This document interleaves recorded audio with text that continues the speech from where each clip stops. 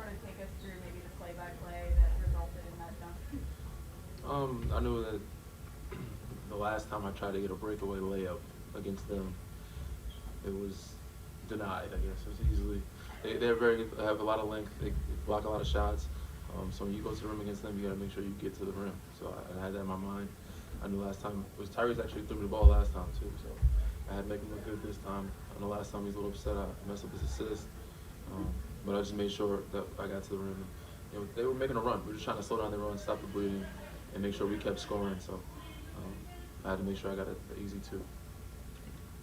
Yeah, besides that, what was the key to sort of squashing their run when they were making that little bit of a I'm just trying to continue to score. Obviously, you keep them off the offensive glass. That's how they got back in it. They were obviously making some tough shots as well, but Boucher was a big factor in getting tip-ins, put-back dunks, second chances, Birch, all those guys. We keep them off the glass. It'll give us a better chance at be able to get out of that and score for us. Joel, what did you think of Danny's dunk? We were all joking a lot when we saying that he better get ready for the drug test tomorrow. I don't understand why it's such a big deal. Like, I don't be dunking all the time. When's the last time you dunked it? It's been a while, but So they're going to drug test him tomorrow. Joel, they try to get from the start very physical, trying to set the early tone, but you responded and said we're going to do that today. Just talk about you guys, how you kind of fought through that and just kind of took over at that point, showed them how it was done.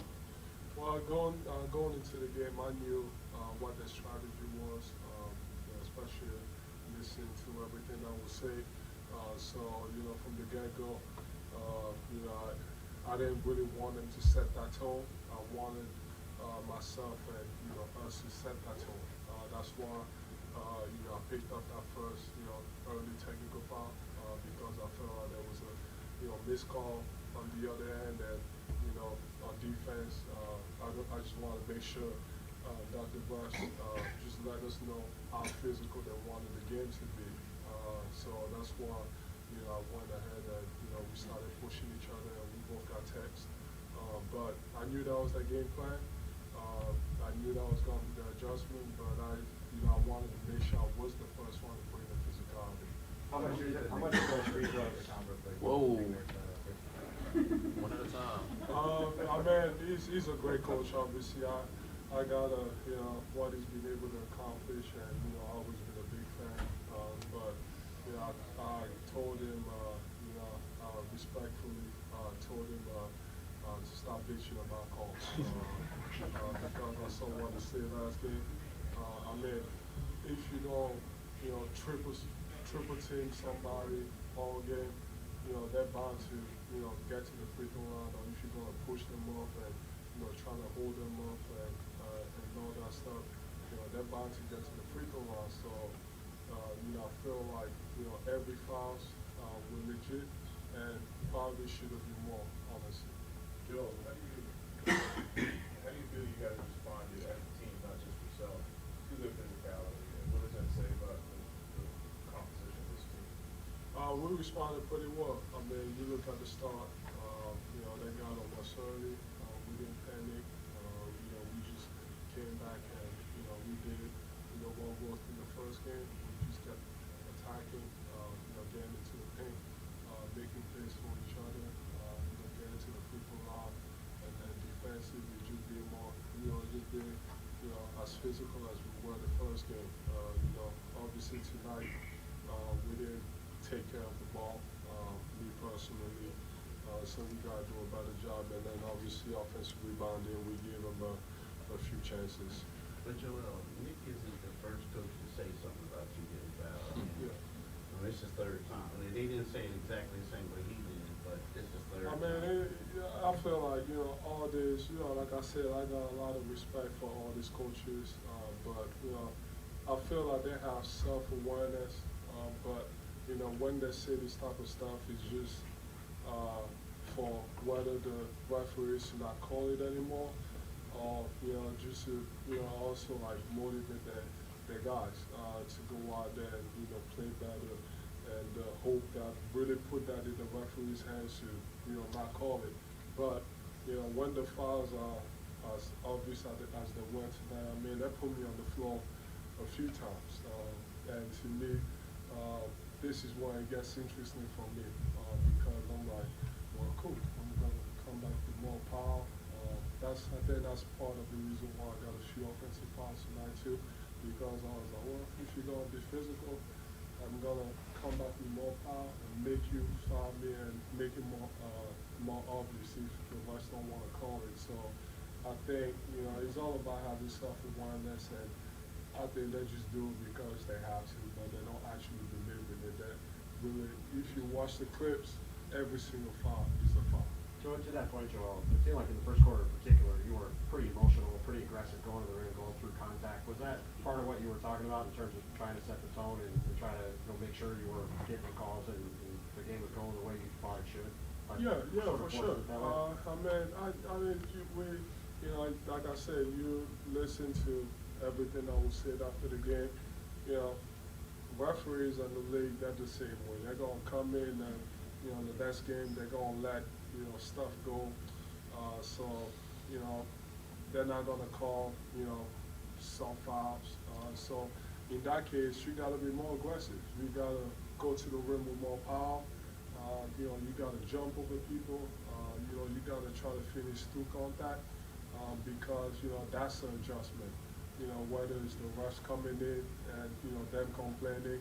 I've been doing this for quite a while to know that that's usually the adjustment, and in that case, that's where I become more physical. It looked like over the course of the second half, you were feeling your elbow.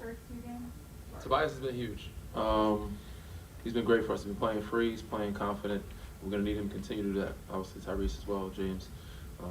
We're moving the ball, making the right plays. And Joel's playing an amazing floor game. Obviously, if he's getting to the free throw line, a lot of times they're double and triple team, so he's finding guys and giving himself up for the team offensively. We don't know what adjustments are going to make in Game 3, but like I said, we know they're complaining about the fouls, so there's going to be a wave of change in that probably. It's going to be tough to be in their building. We've got to make some shots there, but we got to stop them. But we know that the whistle may not be in our favor for a couple games over there. Either way, we got to play basketball, fight through it, and impose our will, like Joe did early on. He let it be known that we're not going to take the bullying, we're not going to take the BS, and it was a big play. Him just making a stand and just getting physical out there, and letting him know we're not going to be punked out here, and him just being emotional offensively and enforcing his will and making them call the fouls and making them foul him is what we're going to need, especially in their building. So we need Tobias to continue with his energy. We need Tobias to continue to play free and knocking down his shot. He's playing extremely well and confident. I love where his head, I love where the space he's in right now. So I want to continue to do that. You've had a tough defensive assignment for a couple games without them. What do you think? And I think him and Tyrese have been great on that end of the floor. People are speaking on how well that Tyrese is playing offensively and Tobias is playing offensively. Their defense is where it surprises me more than anything. Is what I love to see. Tyrese's second challenge of guarding Fred VanVleet, who's an all-star. Tobias guarding Pascal, who was an all-star at one point. The guys are playing extremely well. OG, we're playing extremely well. Those guys are switching out, and even Tobias guarding Fred VanVleet. So for him to move his feet and take on those challenges and play defense the way we need him to, and then box out and get rebounds, that's the biggest key for him. Keep him off the glass. Because a lot of times, they shoot and fetch. They're shooting to get offensive glass and try to get us in foul trouble, but also just get to the free throw line and also get easy baskets at the rim. So those guys have stepped it up a huge amount defensively for us, and we need to continue that. Joel, you said there's that second quarter stretch now where you're getting your rest and James and Tyrese are on the floor at the same time, and Doc's talking about how much you like that pairing. What have you seen from that group, and how much of a relief is it almost that those guys come in and sort of hold it down and be the extended relief before you come back in from the outside? They've just been doing a great job of just playing with pace and looking for matchups, favorable matchups, who to attack, just playing the game, with each other, whether it's Tyrese attacking or James going one-on-one with a favorable matchup and finding guys that way too. I think it's been great. That's what we're going to need all series and for the future too. How does your physical presence make it easier for the rest of the guys on your team, especially Tobias and James and Tyrese? What was the question? That's like, how much does your physical presence make it easier for those guys before to get there to have open shots? I mean, that's probably a question for them, but I think It makes it a lot easier. Him and James, when they're attacking the basket or putting, the pressure on the paint, especially him, sealing and drawing 2 and 3 guys to us, I'm getting great open looks. Made a few tonight, hopefully get more rhythm, build and make some more in Toronto. As well as everybody else, we shot pretty well tonight. We shot, I think, 50 last game, shot 46 from 3 tonight. If we continue to shoot that well, it'll be easier series for us and easier for him. Hopefully open the floor for him, and maybe they'll stop double team, but it's been a huge plus for us. Is your elbow all right? Oh, It looked like Matisse ran in your elbow in the third quarter and you were flexing it a bunch after that. no, it was Pascal. It's all right. I'll see how it feels tomorrow. What happened with the foot too? I think I twisted it again, twice. Just gotta ice it and get treatment, I guess. Thanks, guys.